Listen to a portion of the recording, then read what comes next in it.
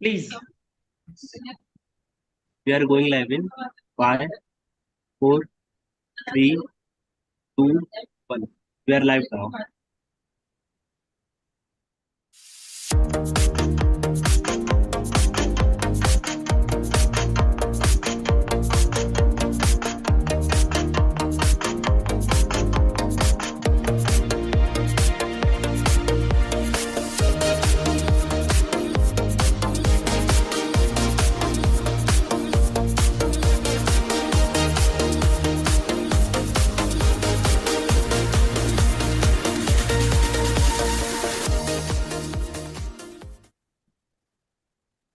Good evening and warm welcome to the third session of Knowledge and Wisdom series of OrthoTV.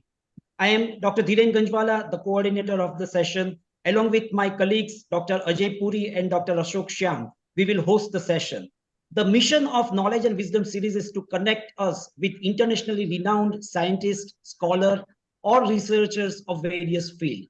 We invite the people who have contributed for the welfare of society, and we wish that the interaction with them will help us to become a better human being and unleash our potential for excellence.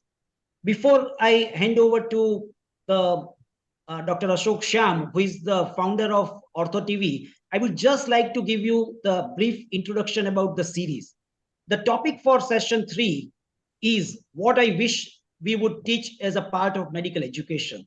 The medical curriculum itself is very exhaustive, and all budding doctors find it very difficult to cope up with the medical curriculum. But sometimes after a few years of practice, we realize that a few skills which are required in the life, very essential in the life, should have been taught to us during medical school. And Dr. Ravi Kanan is going to speak about those skills which he have realized that in last 30 years of his career, what skills are required for the doctors who are now entering into the practice. Before I hand over to Dr. Puri for the introduction, I would request Dr. Ashok Shyam to say something about this series. Over to you, Dr. Shyam. Thank you. Thank you very much, sir, and thank you for starting this series. So on OrthoTV, we have done a lot of academic webinars and videos, but I think our audience and as a community, medical community, we crave to look at the human side of medical practice and leading medical practitioners, because that is from where our healing potential comes into play. So, of course, we can learn academics and theory and other clinical trips, but learning the human aspect of clinicians is something that is not really taught in our medical colleges or schools, or not even addressed in most of our forums. So I think this is a very unique forum where that is addressed, and a lot of people are benefited and will be benefited in future with this effort of yours. So thank you very much, sir, and thank you the guest today and Ajay Puri sir for agreeing to this. Thank you. Over to you, sir. Yeah, over to you, Dr. Puri. Hi, good evening, everyone. Thank you, Dr. Ganjwala. Thank you, Ashok, for giving me this opportunity to introduce Dr. Ravi Kanan, who is an inspiration for all of us, not, I think, only surgeons, but all caregivers, all physicians need to take a leap from Dr. Kanan's book. Now, Dr. Kanan is a surgical oncologist, and he's currently director of the Cachar Cancer Center at Silchar in Assam. About 15 years ago, he was like almost all of us, working as head of surgical oncology at Adyar in Chennai, after having graduated from Chennai and then from Maulana Azad. In 2006, he visited the Cachar Cancer Center and sort of as a visitor of the guest over there, as an invitee of the director. And in 2007, he took the momentous decision of actually moving baggage and family to one of the remoter parts of the country to try and provide healthcare in an area where it was not given at all, or an area that was very, very underserved. Now, under his leadership, the CCHRC, what it is known as, from having limited facilities, now has 28 departments which cover oncology, pathology, radiology, microbiology, epidemiology, a tumor registry, and most importantly, palliative care for those who are there towards the end of life, where dignity still needs to be given to them. From having 23 personnel, the hospital now employs more than 450 people. It has introduced a host of pro-poor initiatives such as free treatment, food and lodging, ad hoc employment for the caregivers, and a home care program for patients to ensure that their treatment is completed. This has increased the compliance rate from what was about 25% to almost 70%, which is huge in cancer. It now provides free or subsidized care treatment to an average of 5,000 new 100 patients annually and caters for approximately 20,000 patients. Now, when people take on this social responsibility, all of us at some stage in our career, think that we should give back to society, do something. But it is a very small minority that actually convert this thought into action.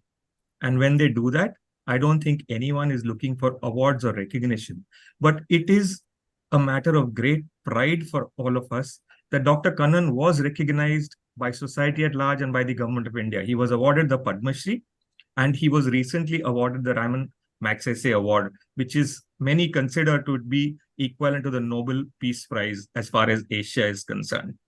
So I think all of us need to take a leaf, as I said, from Dr. Kannan's book, and we are all waiting very eagerly to hear what he has to share with us. The floor is yours, Dr. Kannan. Thank you. Thank you very much to Dr. Ganjwala and Dr. Puri. So today, what I would like to talk about is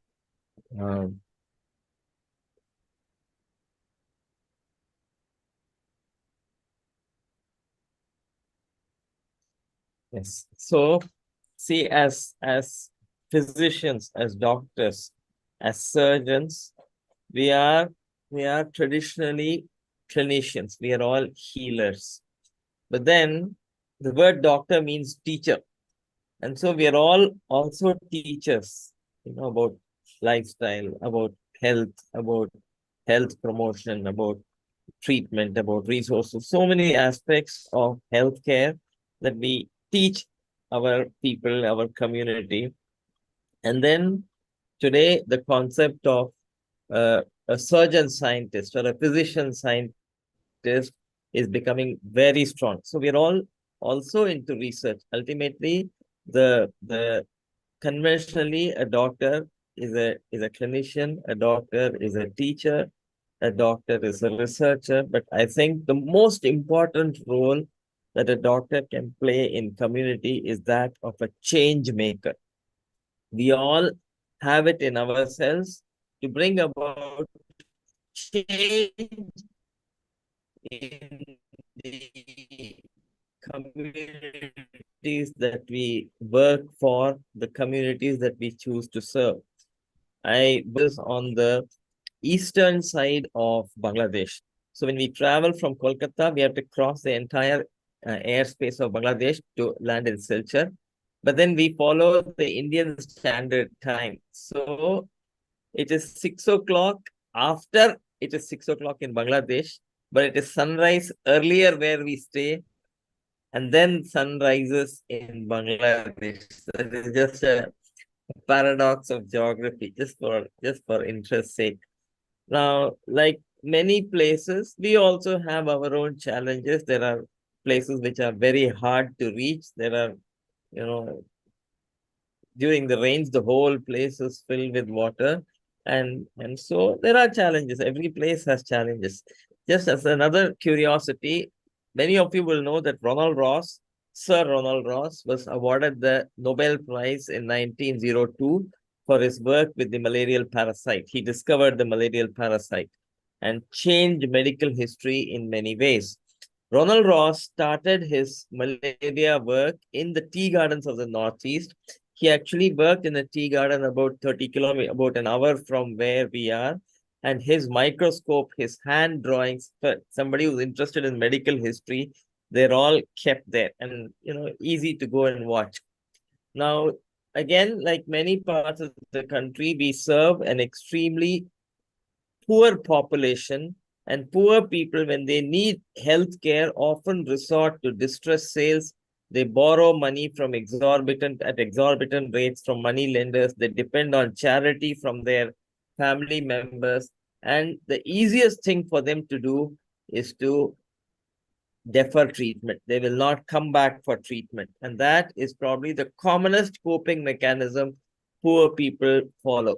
And we had to resort over the last several years, we had to resort to a whole lot of measures in order to improve compliance to the care that we are offering. My professor, Dr. Krishnamurthy, used to say that if the fruits of research do not reach the last man in the queue, then that research is of no value. And it is the onus is on us to make sure this happens. Now, I'm not proposing to talk about what we have done in the last so many years, but I want to take this opportunity to talk to all of you about what we as leaders, as teachers, as senior people need to focus on when we teach our youngsters, in addition to the science of medicine. So after so many years, we now started thinking, that, we're able to do a lot of good in the community. The compliance rate has gone up 3-folds from where we started. But how are we going to sustain all of this to the next generation? Our concern is whatever we are doing now. How do we ensure that coming generations focus on some core values? See, ultimately, every generation will have its own set of challenges, and they will find their own ways to deal with those challenges. Solutions cannot be copybook style written out and implemented. A gastrectomy has to be done in a particular way, but even that changes. We were doing open gastrectomies, and now we are doing laparoscopic gastrectomies, and now we're moving on to robotic. So things will change, but core principles of the gastrectomy, ligation of the gastroepiploic artery, ligation of the gastric artery, doing the liver, all this will not change. And so we sat down and wrote down our mission and vision. This was a collective effort of the entire organization. And our vision is, we want to be a cancer center that will ensure that every preventable cancer is prevented, that every patient gets the care he or she needs, that no patient dies in agony and indignity because of cancer or its treatment, and that no family suffers treatment-induced poverty and grief. And then we sat down and wrote down all our core values. What we are now trying to do is, because of our collective work, we worked with a certain set of core values, which we believe will not change very much across generations. But then we need to be able to impart, to teach these core values to every newcomer in the organization, and to teach them to teach ahead, so that, like honesty, integrity, these values do not change. The problems will change, the solution will change. And so I want to focus on some of these core values. Compassion, to my mind, the most important attribute for any individual, leave a doctor alone, whether it is a teacher or a lawyer or an engineer or any human being, is to have compassion. See, all of us know what sympathy is. You feel bad for somebody. We know what empathy is. We feel as if we are the individual who's suffering. Compassion is action based on empathy. Many years ago, when I was a 3rd or 4th year MBBS student, we used to have a textbook of medicine called Cecil's Textbook of Medicine. It used to be a big fat book. I'm not even sure if Cecil's book is around now. But then in the initial chapters of Cecil's textbook, there was a whole lot of material on what a doctor should be, how a doctor should, a whole lot of things. And there was a story about a doctor in rural America. He becomes the president of his association, and that year the association is going to meet near his hometown, and he was going to deliver the presidential lecture. And so the day comes, he's all suited and tie and shoes polished, he's there. And then just as the meeting is about to start, somebody passes him a slip of paper. And then he excuses himself and he goes away. His turn comes to speak. Somebody else delivers the lecture, reading what he has prepared. And then in the evening, when dance and dinner is happening, this gentleman comes back tired and haggard. What happened? You were supposed to be the president today. He says when the meeting started, he got a note saying that one of his patients had died. And he felt that at that point of time, it was more important for him to be with the patient's family than to stand there and deliver the oration. To me, that man epitomizes everything that a doctor should be. I think for all of us, that story has a value. Now, the other thing is, very often there is a hierarchy in medical circles. The doctor is at the apex of the pyramid, and then there are others, nurses, technicians, many others work in the thing. But then we are all a team. And I think every member of the team is important. Somebody mentioned a story to me. They went to NASA. And at NASA, they found, when they were waiting to meet somebody, they found a man cleaning the floor. And so they got into a conversation and he asked the cleaning man, what do you do? And the cleaning man looked at him and said, I put people on the moon. And that, I think, was a very enlightened reply. If somebody were to talk to a general duty attendant in my hospital, I would want him to say, I help in treating cancer, because the man who cleans the floor is as important as a man who does the esophagogastrectomy. And so all of us are in the same boat. There was a Assamese poet called Bhupen Hazarika, and he sang a song in many languages, and the song's wordings go, we're all in the same boat, brother. If you tip one end, you rock the other. We're all in the same. So that is true of medical practice. Each of us contributes our bit in order to heal the sick man.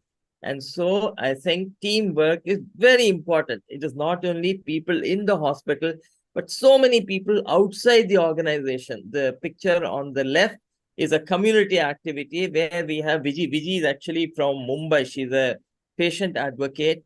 And then we have people from the community. We have people from the society. And my colleague Ritesh is there. And we are trying to create this community for health. The center picture shows our nursing supervisor, Sarita. Look at her body language. This is a quality improvement program that we are involved in as part of the National Cancer Grid. This team is being led by Sarita, and this team comprises of doctors, of technicians, of nurses, and very confidently Sarita leads the whole team. The other thing, the picture on the right, we were ravaged by floods last year and our whole hospital was underwater. And our nurses took the initiative. Patients are coming for chemotherapy. They cannot cross the waters and enter the hospital. So they moved the whole chemotherapy thing to a small mound outside the flood affected area. And, they were started to deliver all simple chemotherapy, Zomita, things like that outside, without anybody instructing to them, making sure that patient care is not affected. The other thing is, we're always looking for money. Yes, money is very, very important. Without money, many things will not move easily.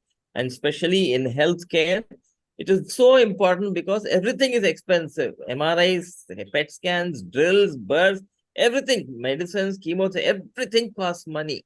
But then we can always find a way. So we in our pathology department, all pathology departments have what is called a fume hood in order to make sure that the formalin vapors don't affect the staff. Now, fume hoods cost 2.5–3 lakh rupees, and we don't have that kind of money. So one of my colleagues came up with this brilliant idea, 1,000 rupees. He put it up, and if you put a paper on the floor of the contraption, it goes and gets stuck on the chimney. And so that is our fume hood, and it works splendidly well. Same way, we don't have critical care specialists. And so what we have done, we've teamed up with a group of critical specialists in Bangalore. We call them cloud physicians. We have these cameras mounted on the roof of the ICU. We have 15 beds. Every bed is seen by a monitor, by a camera. Every monitor is seen. The monitor readings are transcribed into a paper document. In the beginning, we were very skeptical about working with critical care specialists on the cloud. Today, this is now about 2 years down the line. Our whole surgical team is away from the thing. The whole thing is managed by our nurses and a group of specialists working elsewhere. the power of innovation and the power of teamwork. We work in the community. We do a lot of screening and prevention work, but we don't have the resources, neither the human resources nor the economic resources to go. But we work with the ASHA in the community. They're all, many of them are just 5th class or 8th class pass women, but so keen on learning. You teach them something and they will do it. A whole lot of prevention, health promotion activity happens because of our working with. And so we are able to, for our situation, during COVID, we were not able to take vaginal smears. We gave self-sampling kit to all the ASHA who just distributed them in the community. And then they came back with all the self-samples for HPV testing. The other very important thing, we are always unhappy. Many of us go through this, periods when we grumble, crib about what is not there. We look before and after and pine for what is not all the time. But then we are all privileged to be doctors, to have had the opportunity to be educated, to be able to work in our setup wherever we are working is a privilege. Not many people get that privilege. And I think that is something we have to be immensely grateful for. There are people, we were not born in the house that we choose to be born in. We were born in a house that was able to provide us this education by difficulty, by pledging, whatever means. Our parents were able to get us the education that we have today. And there are people who are born in the houses of rickshaw pullers, fishermen, farmers, who don't have options for education. And so these are privileges that we have been given by somebody. And I think, we are not all created equal. We are all created unequal. Some of us have more wealth, some of us have more skills, some of us have more education. And I think those of us who have been endowed with more have been endowed with the trust that we will use what is required for us, and whatever is excess, we will use for the benefit of others around us. And that, I think, is a very important concept for us to understand. I don't have to elaborate about teamwork. Nothing happens without a team. During COVID, we were very fortunate that even for 1 hour of COVID, during the day, all normal people would get radiation. During the night, people with COVID who needed radiation, protective gear, they would come, they would have the radiation, they will go back and the next day radiation. We were able to carry out all of our home care without interruption, simply because our colleagues understood the importance of what.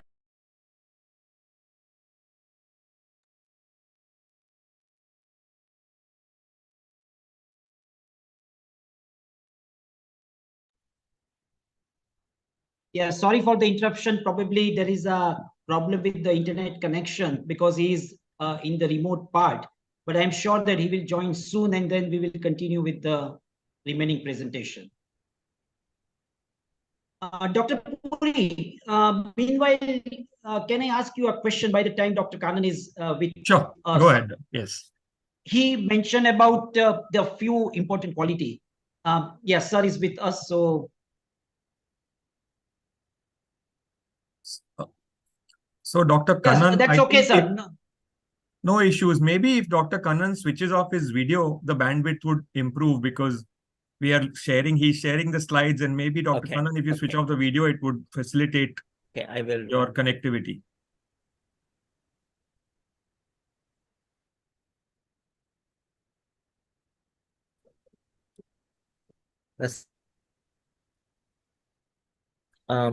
See, ultimately, all that we do is about people. And so healthcare, has so many people who are invested in it. There are doctors, there are hospital administrators, there are nurses, and everybody has an agenda other than the patient alone. The administrator wants revenue for the hospital, the doctor wants to publish, the nurse wants to finish her work and go back. There is only one person who has no other interest other than the patient himself or herself, and that is the patient.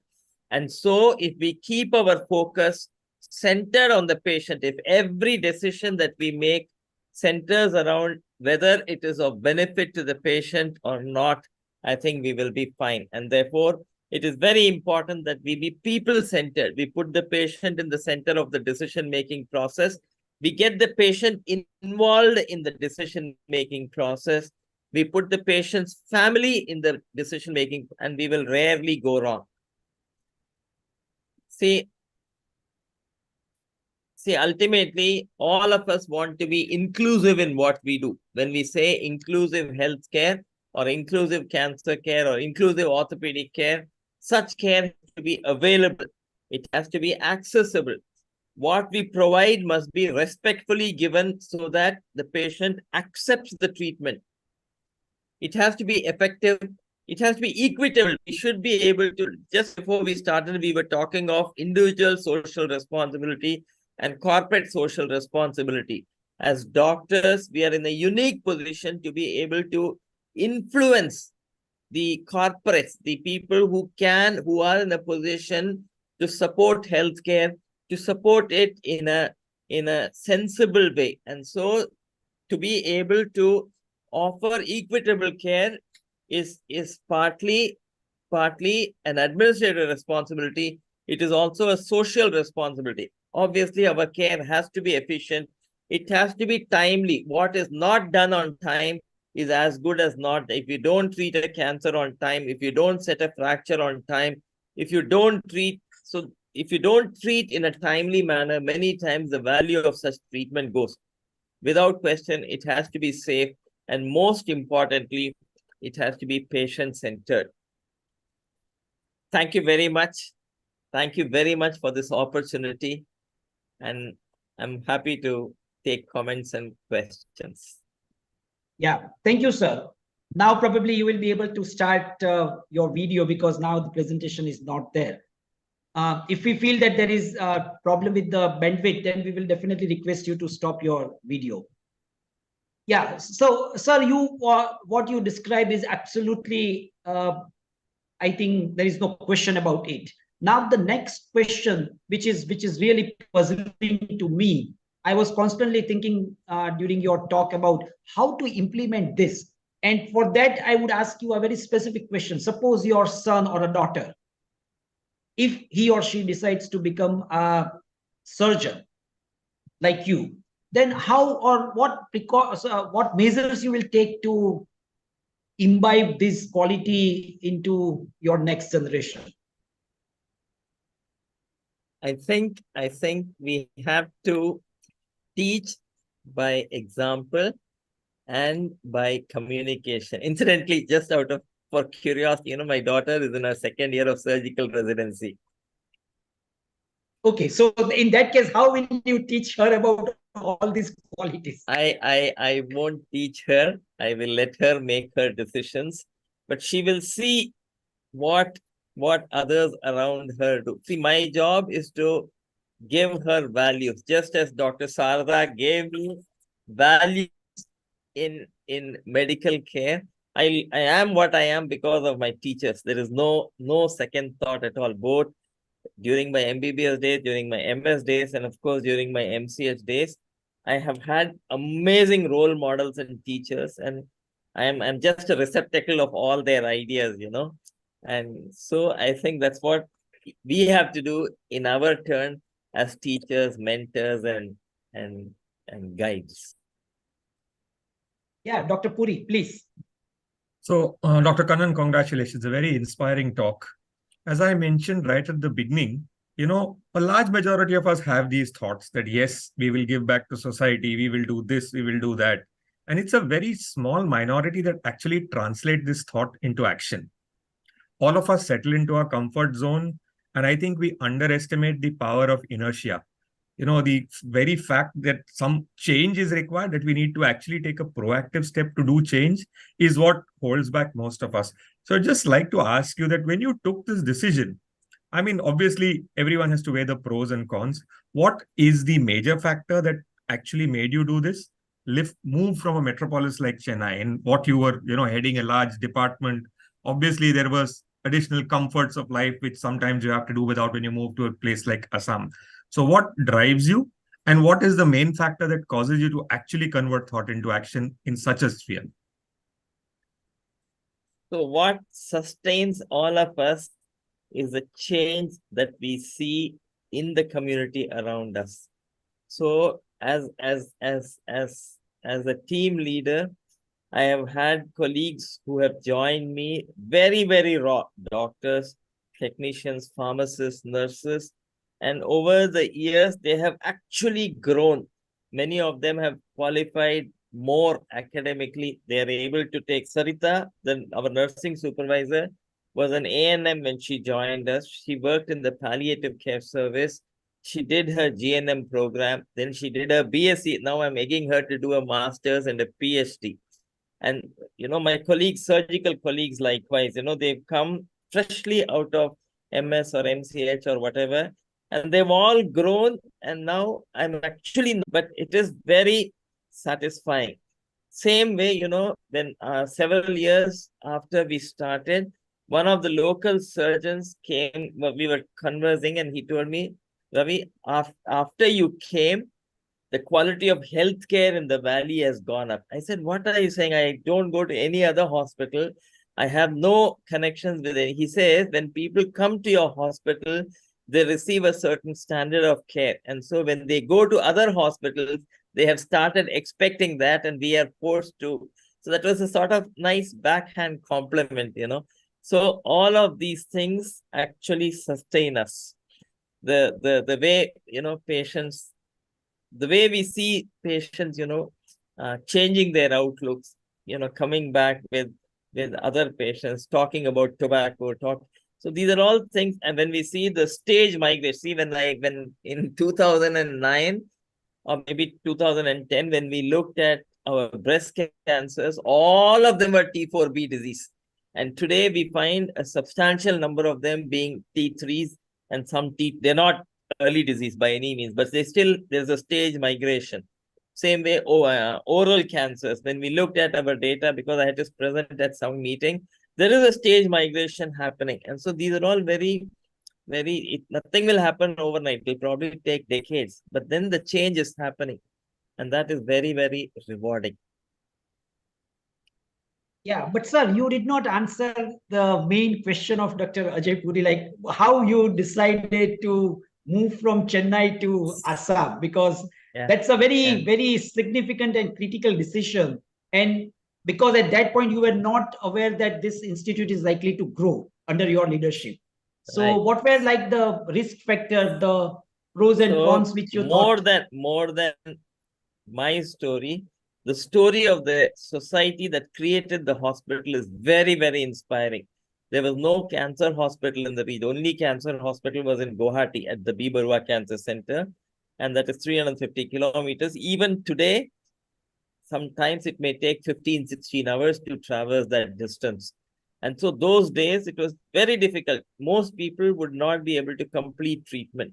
And so lay people of the valley got together. Assam has two river valleys. Northern part is the Brahmaputra Valley. Then the Gharo Khasi Jaintiak hills come. And then other is the Barak Valley. So the lay citizens of the valley got together and formed a society. And then they went door to door seeking support. The local MP was an influential central minister. He got them land and a basic hospital was created. The then director, Dr. Chinmoy Chaudhary, he's still around. He went to different cancer centers, seeing how a cancer hospital is organized. And he spent 3 months with us and he was in constant touch thereafter. And so when I left the institute in 2006, sometime in November, he called me about a patient and one thing led to the other. Why are you not coming here? And Sita said, we will go to any place but Assam because we only knew of bomb blasts and floods. But they kept on persevering. They would call every weekend, long distance calls. There were no emails those days and mobile phones were not so ubiquitous. So every weekend we would get a call. So then we came on a visit. My daughter, who was in class 4, Sita and I. My daughter did not know what an examination was. She was in a school that did not believe in the examination system. Year after year after year, she would just pass. Chinnu, what did you do? Appa, I played. So when we came here, Before we could go back, Sita said, the society took her around the place. I spent time in the hospital. We went looking at schools. Every school principal was so supportive. Doctor, your daughter will get admission. Arey, she does not know Hindi, she does not know Bangla, she does not know Akomiya. No, children are very smart, they will learn. And just coincidence, the local, I'm a Kendriya Vidyalaya product. My dad was in the Air Force. And so the local Kendriya Vidyalaya principal, I passed out 81 from Tambram. He passed out 81 from Kapurthala from a KV. In 2 minutes, we had the common KV background, So he said, Ravi, your daughter will get admission, blah, blah, blah, reasons. She had to take an entrance exam. That was a different story. But then we had a lot of support. And before we came back, Sita said, Ravi, this is what we should do. When we came back, she resigned from work. She initiated the discussion in both our families. Both sets of parents were, thought these fellows have gone mad. But then we came and then we stayed. That's it. We really did not realize the plethora of problems that we would face. And we also did not have the resources for a master plan. So every time we had a problem, we would create a solution, put in place a process and move on. And we continued to firefight. Today also, that's what we are doing. We're firefighting continuously. Only thing is, I've been very, very fortunate in people who join me. Each of my colleagues is a hero. Believe me, each one of my colleagues, whether it's a cleaning personnel or a nurse or a doctor, they're all studs on their own right. They're all heroes on their own selves. And it's actually all of them who have made this possible. It is not really about Ravi Kanan as an individual. Ravi Kanan as an individual is nothing. But, I'm one more cog in the wheel. And all of us together, people in the hospital, people in the society, people in the community, and then friends outside the region. Every time I call somebody, whether it is Harit in Delhi or Pramesh in Mumbai or Ramanan in Chennai, it doesn't matter. Whoever I call, they've always been supportive. Always. And so we've grown. So, Ravi, you actually made a very good point that, you found problems and you fire fought them. So today, what everyone sees is Ravi Kanan, the success story. Everyone only sees the accolades that are coming and, this hospital has grown. But very few see the little black spots, dark spots, that there was frustration. There were ideas that didn't actually transform. A word for our sort of listeners that when you come across these frustrations where everything you want doesn't happen, how do you tackle that? How do you say that, yes, this is part of life? I mean, everything you plan is not going to happen and move on from there. And I think that's what the young generation also needs to know, that you plan 10 things, even if 5 are successful, then life is a success story. Yeah, many things. Yeah, actually, just before you answer, sorry to interrupt, Yeah. before you answer this question, I would like to ask you the similar question. At any point, did you feel that it was better that I would have not come to this place? So we've never regretted that. We never ever regretted the decision to move. That is true. And what Dr. Puri says is true, many things don't work out. After so many years, we don't have a medical oncologist and we have to substitute as medical oncologists. But then, see, we don't have pediatric oncology. We have a group of pediatric oncologists across the country who support us. Every Saturday, they do a pediatric tumor board. We don't have medical oncologists. I have medical oncology colleagues. So we sometimes have to put in extra effort to make sure these things happen. Same way, radiation oncology, very big problem. Now, after so many years, we're getting somebody who's going to run our linear accelerator and things like that. So many things will not work out. Sometimes things will not work out the way we think they will work out, and they will take a totally different direction, which is okay. I think the important thing is to understand that some things will happen only because of you, over which you have complete control, and that you must do very well. Some things will happen because others associate with you. There are other factors which come into play, and if they don't work out, they don't work out. It's really the important thing is to try. If we don't try, we will never ever move. And then accept everything that comes your way. And colleagues make it bearable.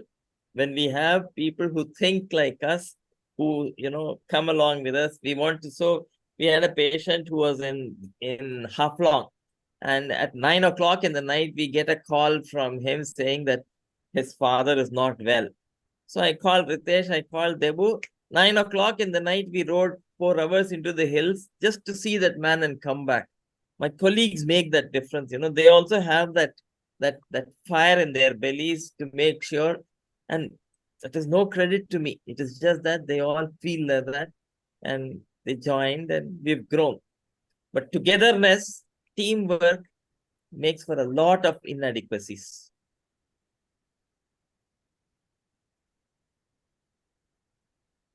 Yeah, Dr. Puri, any other question? No, I think it's been very nice listening to Ravi. He's actually laid out, and more than the technicalities, it's the basic human nature that, we forget that medicine is a science and an art.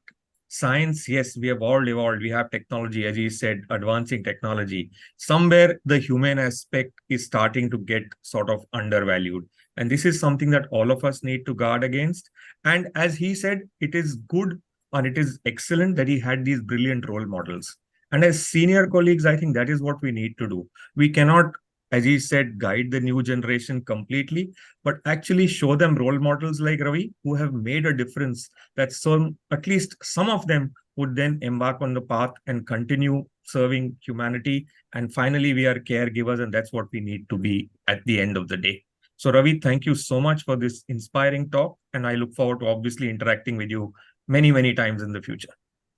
Thank you. Yes, Thank you very much. Exactly the same words I also want to say, but I will not repeat. So thank you once again. And really, I am thankful. And with the sincere gratitude, I would like to listen you again and again, because there are a lot of words full of wisdom, which we rarely hear from a excellent surgeon. But you are not only surgeon, but you are a great human being. So once again, thank you for accepting our invitation and sharing your vast experience with us. Have a great journey ahead. Thank you. Good night, everybody. Bye, Ashok. Thank you. Bye-bye. Thank you very much, sir.